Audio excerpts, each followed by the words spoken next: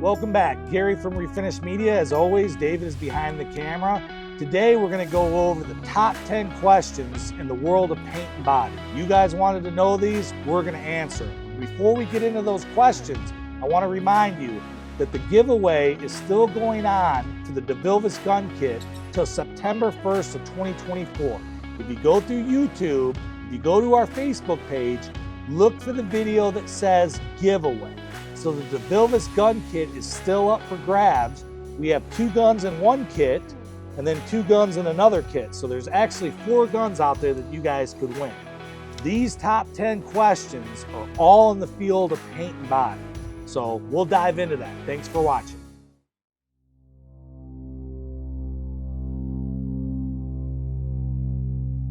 Hey guys, I'm painting my truck black and I want to go single stage. Can you please explain the products and the process you would use if you wanted to clear coat it as well?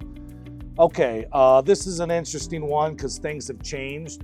Just so you know, up front is PPG's premier single stage has always been DCC or Concept, and it's an acrylic urethane single stage. All right, alphabet soup, sorry, I know that's a lot.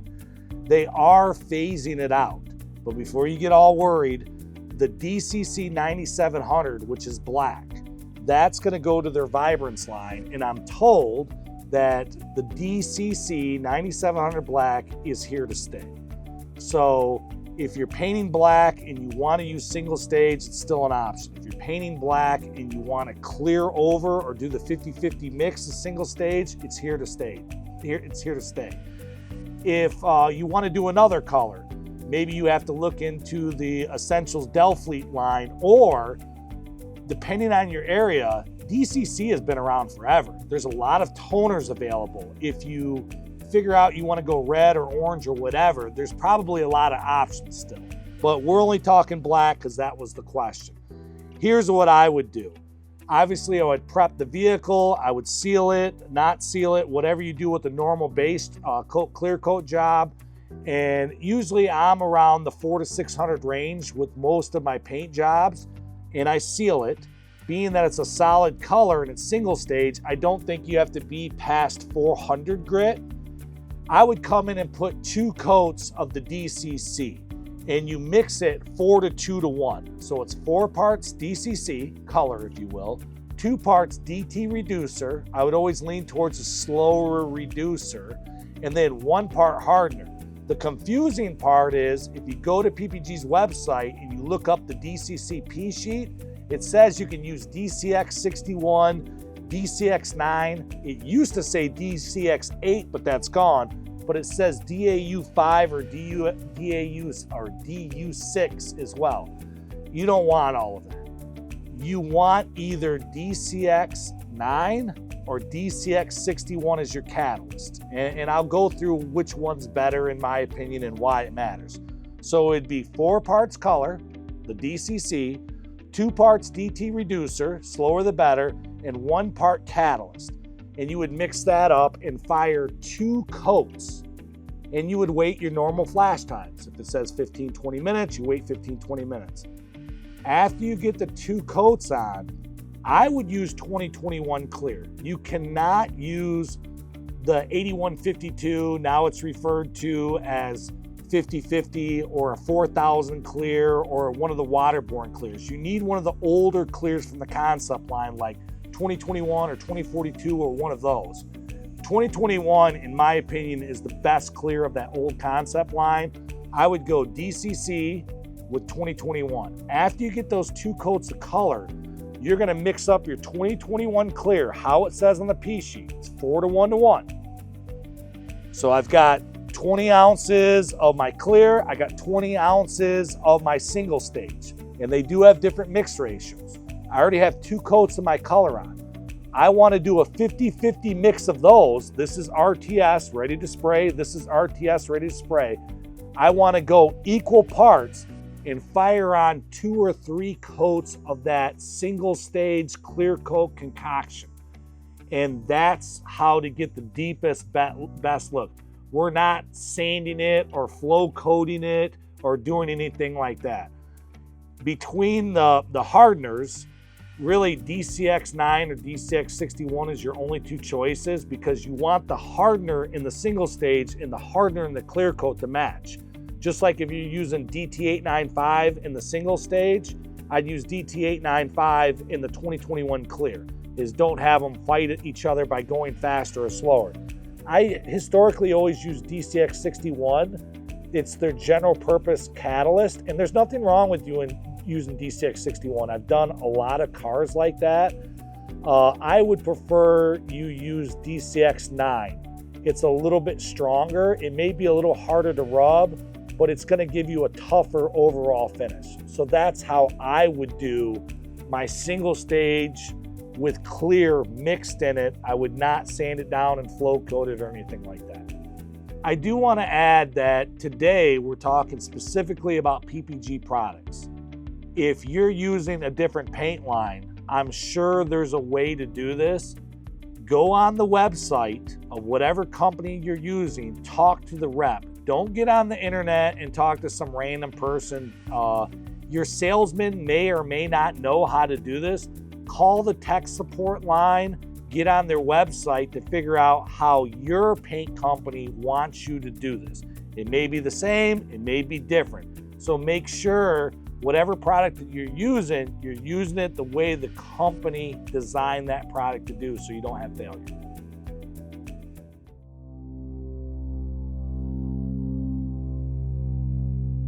Okay, next question. What is a flow coat and why would you use it? This one's going to be a little controversial. My definition of a flow coat and the internet's definition of a flow coat might be a little bit different. So don't beat me up too much, because I hear this term misused all the time. Flow coats, and there's not one reason to use them. There's what I call a recoat and a flow coat, and I'll go over what a recoat is. A flow coat was basically you painted a car, let's say a motorcycle, and you didn't want to wet sand and wheel it, or it came out with too much peel. And what you would do is your first paint job had, let's say, 2 or 3 coats. You would sand that down with whatever grit. Let's say you clear over 800, which that's what I re-clear over. You would go get it back into an 800. Maybe you had a bunch of runs. You would block your runs out. You would get it back in a true 800, and you would come in and you would fire 1 coat on. You could over reduce it and or get that final coat really slick. That way you wouldn't have to rub it. And that's really where it kind of originated from, where people who needed to kind of repaint it and reflow it for whatever reason. Maybe that they weren't good at wet sanding and wheeling. Maybe they didn't want to do it. Maybe they had some problems. The problem is with a true flow coat is if you have 3 coats of clear and you put 1 or 2 over it, traditionally a flow coat is just 1, because you'll get less peel and you'll get it slicked out. If you burn through that second round of clear and you hit the first round, you're gonna see a ring. So if you're not wet sanding and wheeling, a flow coat may not be a bad option to you. I never was a big fan of it, and I did it a lot in my younger years, because basically I'm resanding all the clear, I'm retaping because the clear got wet or dirt on it or whatever, the paper. It was essentially like doing 2 paint jobs. A recoat, in my opinion, is for a different purpose. Now, I will tell you that PPG, and I don't know the model number off the top of my head, I think it's like VC 5700 or something. They make a high build clear that might get you around this. But a recoat is what we're doing is, let's say I'm doing like a Harley Davidson, and it's a 2-tone, and it's got heavy graphics or a flame job on it. I do my flame job and I put 3-4 coats of clear on it. And I want this thing perfect. Which, by the way, factory Harley jobs, you can always feel that line.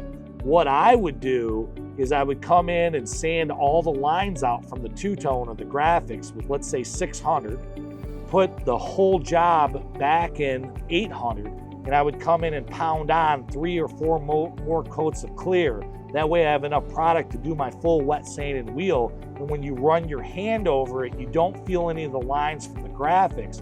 But then also my artwork, if you will, is deeper and it looks prettier.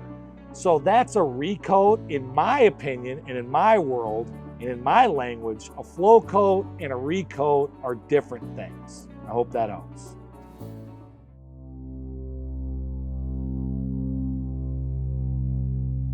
All right, here's the next question. Do you believe in using or owning a static gun? All right, that's a complicated one. If you're a production painter, if you're a 9-to-5 painter where basically 40 hours a week that you're a professional painter and this is what you do for a living, 100% absolutely, I would definitely invest in a static gun. How much do they cost? I don't know, man. You got to do your research. Prices change all the time. They're $1,000 or less on average. And there's tons of good ones out there. Do your homework. Maybe later in life, we'll compare the top 3 brands and I can answer that question better. If you're Johnny in the garage, it depends on what kind of money you got. A static gun may not be worth it, the type of money. Here's a couple options you can do. Let's say you can't afford a static gun. We've got an old school trick called air hockey that we can talk about, but they also make cleaners and products that you could use as a cleaner / anti-static. In the PPG world, it's SX103, and you can actually get it in an aerosol can, which is SX103A. Whenever you see a product in PPG's world and it says A, it should be aerosol. If you want to get in the RM BASF line, it comes in a gallon and it's 903. So those are good products that could be used maybe in place of a static gun. I mean, we were painting cars for 100+ years before we had static guns. I do think static guns are great. I do think they're worth the investment, but it's not that you can't get a good paint job without a static gun. If you don't know what we're talking about static guns, is when we were a kid, we would take a balloon and we would rub it against our head and we would stick it on the wall. And obviously that's static electricity. When I was a young painter coming up, we didn't have the internet. We didn't have the education that you guys have now. What I would notice, and maybe some of you guys have noticed, and comment down below if you believe in this or not, but I would paint a car, and let's say I was painting the front clip, fender, hood, bumper. The front clip would come out nice, the fenders and the hood, but then the bumper would be a lot dirtier. And I just was like, why is that? Why is the plastic parts always getting dirty? Well, now that I'm a little older and hopefully a little wiser, I know is rubbing my hand with that rag is creating static electricity, and all of that dirt and debris is getting drawn to that plastic bumper and it's getting dirtier. So by using a static gun or using a product like SX103 or 903 could really help you out.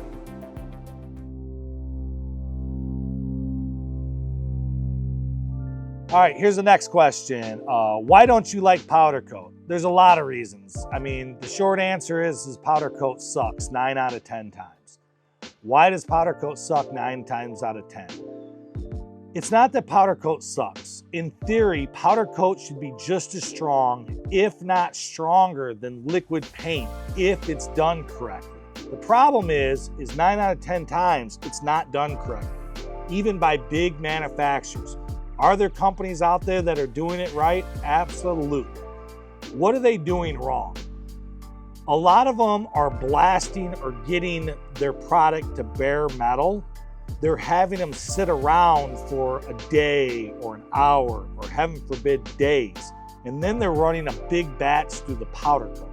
And powder coating, and I'm not an expert on powder coating, but powder coating is just as complicated as painting.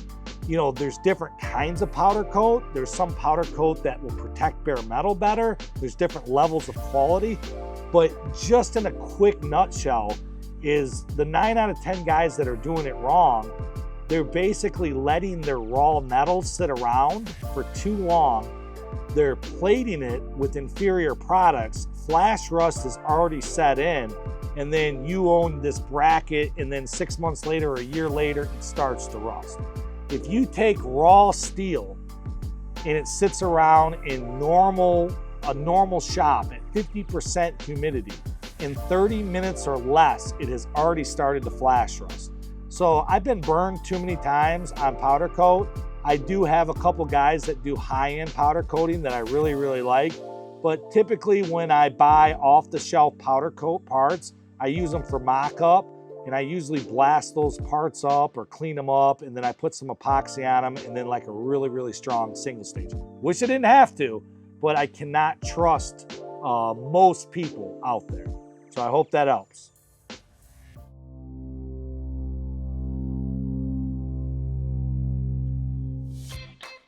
All right, we get this question all the time. Why don't OEM bumpers match the rest of the car?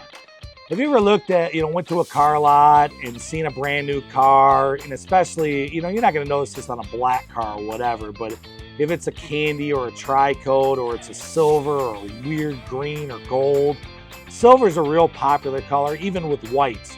And you walk up to the bumpers and they're like a couple shades off or 10 shades off. Why does that happen? A lot of people will say, well, of course, the bumpers are not gonna match the rest of the car. The bumpers are plastic and the hood or the fenders are aluminum and different substrates, and people say that all the time. I've even heard them say that in collision shops when their bumper that they painted doesn't match the rest of the car. That is not true. And I know I'm gonna get some hate from this. You're wrong, you're wrong, you're wrong. Is usually what happens is that the car is painted in one factory. And let's say it was painted in Flint, Michigan. And then the bumper came out of Toledo, Ohio. And maybe that they both use BASF or PPG. Maybe one uses BASF and PPG. Is they're matching a card, the OEM, and it can be 2 or 3 shades different. Well, the car body was 2 or 3 shades darker and the fender was 2 or shades lighter. And some colors are tough to match, but the answer is, in most cases, the reason why the bumper is not matching the car has nothing to do with the substrate. It is that the car was painted at one location or at a different day or with a different line, and the bumper was painted completely else. So that's why most of them are not matching.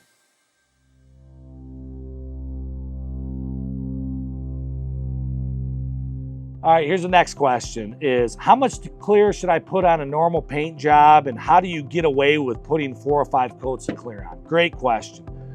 You gotta realize that collision and restoration, or collision and high-end custom or production painting is very, very different. Let's start with a normal paint job or the collision industry. The simple answer is 2. How many coats of clear should I put on a job? 2. You should match the peel, and you should pick out just the 2 or 3 pieces of dirt that you have. And we're gonna have a video coming up in the near future, hopefully in 2024, that explains all the different ways to wet sand and wheel a car. But if you work in a collision shop, if you're painting normal things, I don't care if you're painting a $100,000 Escalade, is use good clear, put 2 coats on. Most clear coat, and always look at the technical data sheet or the P sheet, most clear coats will say, you should only put 2 coats on, or you should only put 3 coats on, and follow that. If it says only put 2 coats on, don't come in and put 5 or 6 on there. You could have some big problems with that. In the world of customizing, how are you getting away with putting 4 or 5 on? I'll be honest with you, 5 scares me. There are plenty of clears out there that can take 5. I'm heavy-handed. My 4 coats of clear might be equivalent to 6 of some of you guys out there. I'm not saying I'm better or worse than you. I'm just telling you is I don't dry spray anything. If I do anything, I'll run something. I'm heavy-handed. I'm getting 1 to 1.5 mils per coat. So 4 coats for me is 4 to 6 mils. Dude, that's more than a factory paint job in most cases. That's a lot of product. How are we getting away with putting that much clear on? Well, 1, choose the right clear. Make sure you're using a clear coat that is designed for restoration or customizing, that's designed to have that many coats on it. What clear do I use? Historically, I used 8152. Now they call it 5050 in PPG's line. I like that clear. A very close second, especially when I'm using single stage, is I like the 2021 old school concept clear. Those are my 2 go-tos. in the PPG line. If you're looking for other lines, maybe we can do a video later talking about the best clear from every paint line out there. But since I'm a PPG guy, I'm going to tell you the products that I use and I'm familiar with. Let's say that this clear coat has a 10-minute flash time, and I'm making it up because I don't know what clear we're talking about. Is if you look up the technical data sheet, the P sheet, whatever, and it says you can put 4 coats of clear and there's a 10-minute flash time. We call this stacking. Basically, when you put too much product on, like 4 coats of clear is a lot. And how we stack it, we're using progressive flash times. So I put my first coat of clear on, let's say my 2021. I'm using slow hardeners, slow reducers always, especially when I'm putting a lot of material on because I don't want it to build up because it could cause solvent pop or dieback. So always go a little bit slower with your reducer or hotter with your reducers and hardeners than you're used to when you're piling on products. What I'm doing is the first coat, I'll wait the 10 minutes. The second coat, maybe I'll wait 15 minutes. So this is my progressive flash time. Now I'm ready for my third coat. Instead of waiting the 15 minutes or the 10 minutes, I'll wait 20. And then my last coat, I'll wait, a half an hour. That way I'm giving it some extra time. There are some windows in clear coats or any product that if you wait too long, it will fight that coat off. So always follow the technical data sheet or the P sheet. But with the 8152 clear and the 2021 clear, that window is huge. I think it's like 24 hours or something big. If you wait a half an hour or 40 minutes in between coats, you will give it more time for solvents to evaporate. The only downside to that is if you're painting in a garage, you give it more open time where flies or dirt or bugs or whatever. So you don't want to get crazy with it. But when you're stacking products, I like to do a progressive flash time to limit my chances of solvent pop and dieback, and I like to lean towards a slower catalyst and or hardener.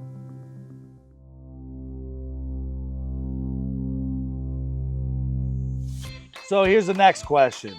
Why are you not a huge fan of HVLPs? I never said that. I'm not a huge fan of HVLPs, I'll be honest with you. All right, maybe I did say that. Why do I not like HVLPs? It's not that I don't like HVLPs. HVLP is high volume, low pressure.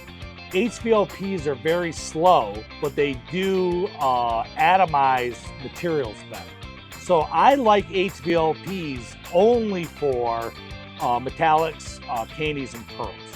If you were a garage painter and you had an air compressor that wasn't up to par, maybe an HVLP would be good for you because in theory it could consume less CFMs and also it would create less overspray. There are some hybrids or SATA RPs, whatever you want to call them out there, that will spray like a conventional, but they still have good transfer efficiency. They don't consume as much air.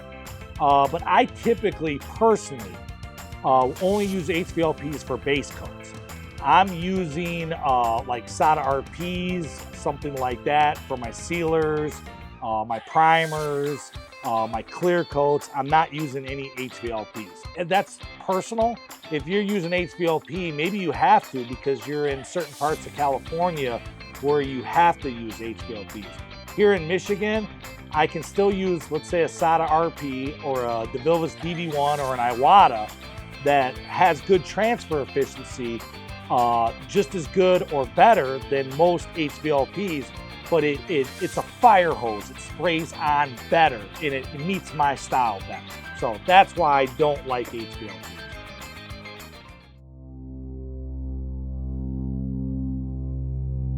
All right, here's the next question. I got my car in final primer. What's a good tip or what's the next step to getting it flapped? All right, the biggest advice that I can give you is to start with a guide coat. Let's say that you're in a high build primer. You can go out, I use SEM guide coat and it comes in cans. I don't know, it's $15 a can. I don't use the powder guide coat right out of the gate. Powder guide coat is great in some cases.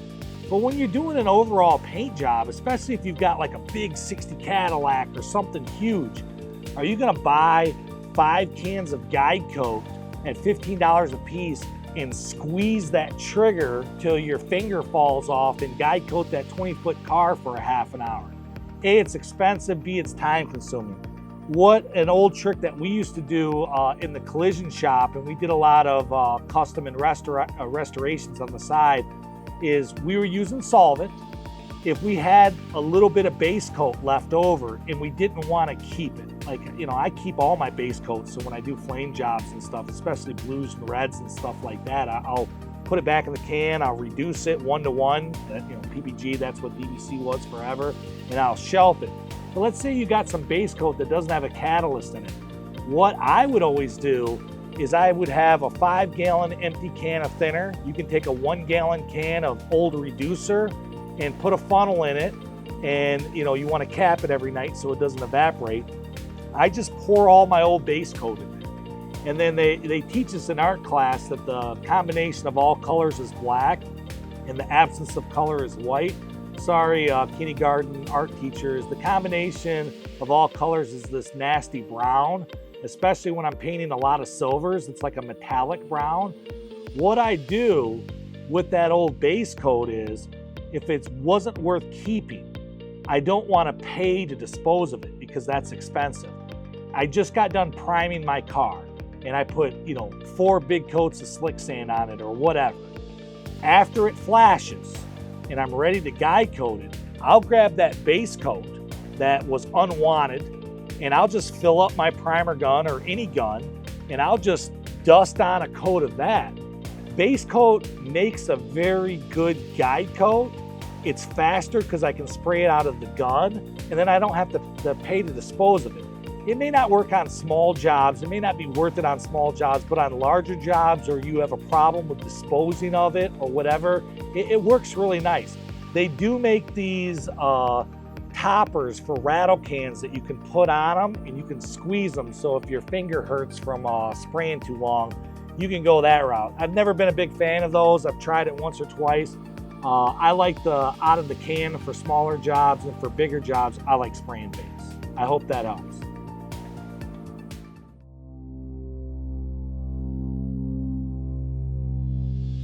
Here's the next question. You guys seem to push epoxy a lot. We use etch at my shop. What's the main differences? In my opinion, if you're a collision shop, if you're a production shop, where you're always in a go, go, go, hurry, hurry, hurry, I would not be messing with most epoxies. Epoxy is more of like high-end custom and high-end restoration. I do think epoxies are a superior bare metal protection than etch, but etch is way more popular, used way more on a day-to-day basis than epoxy, and it should be. 1K versus 2K etch. A lot of guys are using rattle can etch because it's, you know, convenient, it's cheap, it's fast. They just keep a can of rattle can etch in there. My opinion on that, it's better than nothing. I'm not a big fan of 1K products, but it's better than putting a urethane sealer over raw steel or aluminum. I would rather see 1K etch than nothing. I don't like to paint over raw steel or aluminum. I'm very picky in that fashion. I'm more of a 2K etch. The cool thing about etch is in the PPG world, they used to have DPX 170, which is gone, and DPX 171, which still exists. The DPX 170 was chromate, and it's a heavy metal, and it was a better product for bare metal protection. Long story short, it doesn't exist because the chromate was getting in the water and California was going to sue PPG. 171 is your only option. Back in the day, I only used 170 because it was better for the car. Now in 2024 and beyond, and it's been like this way for a decade, is we're mixing the DPX 171 1-to-1. That's what the P sheet says. It's sweet because it's got a 24-hour pot life. You put on one light to medium coat, it flashes in 5 to 15 minutes. depending on how wet you sprayed it and your temperature. So the longest you're waiting is 15 minutes, probably 5 to 10. You can go right to sealer and paint over it. So I think for production guys, for collision guys, 2K etch is the way to go. I think for the collision industry, 2K etch is the way to go. If you're trying to save money, and I'm not saying I've never 1K etched anything, especially interior parts, is SEM, PBG, a lot of other companies do make rattle can, aka 1K etch. You want to keep it light to medium. Just because it's primer does not mean you pound it on. It is not primer surfacer or high build primer. Thin to win on some of these products.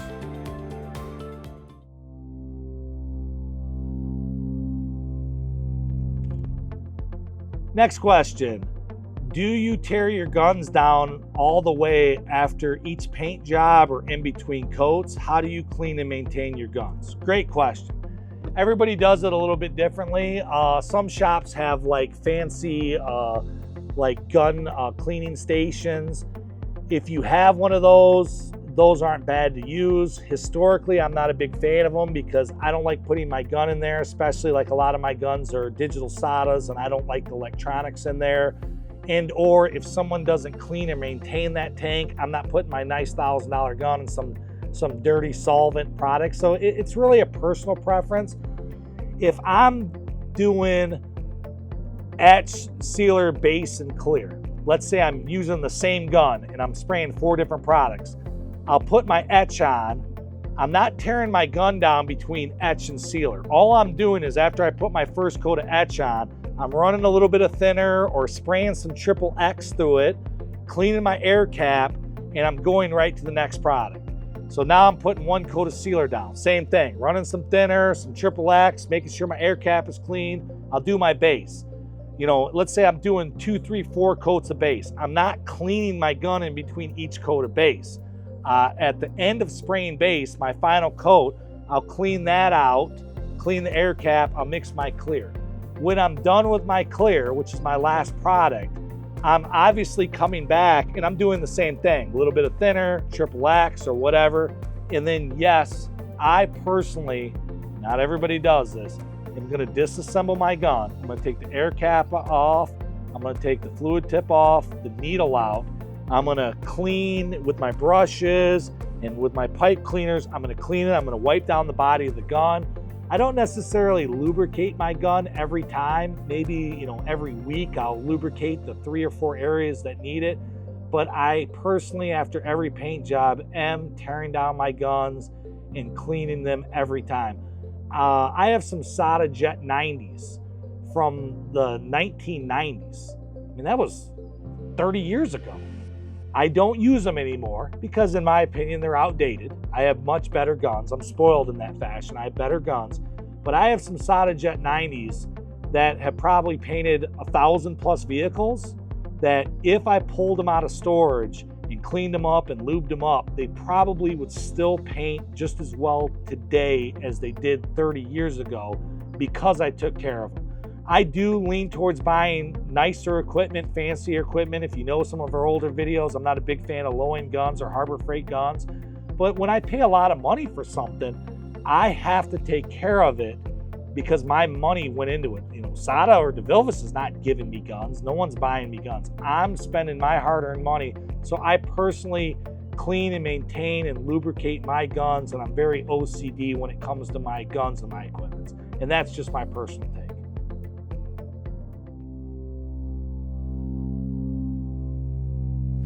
All right, hopefully that answers all your questions. We like doing the Q&A. This is our second time doing Q&A. I personally would like to get back to doing some interviews with some automotive legends, but I'd like to know your opinion. Do you like the questions and answers style videos? Do you want to see the interviews? David just did a review on our gun giveaway, so don't forget to enter that because that's coming up. The winner's going to be announced around September 1st. The contest ends September 1st. So make sure that you enter that. But would you rather see the Q&A style videos that you just got done watching? Do you like the interviews better? Or do you want to see some reviews on some automotive products? We'd love to know your feedback. If you do want to see some more interviews, who in the Michigan area would you like us to interview? If you'd like to see some reviews on some automotive related products, what kind of products do you want to see? We've got a short list that we're working on right now, but we'd love to know your opinion. And if there are more questions on paint or body or anything automotive related, let us know in the comments down below. We'd love to know your guys' feedback. Gary and David from Refinish Media, we really wanted to say thank you. We appreciate all the support. Until the next time.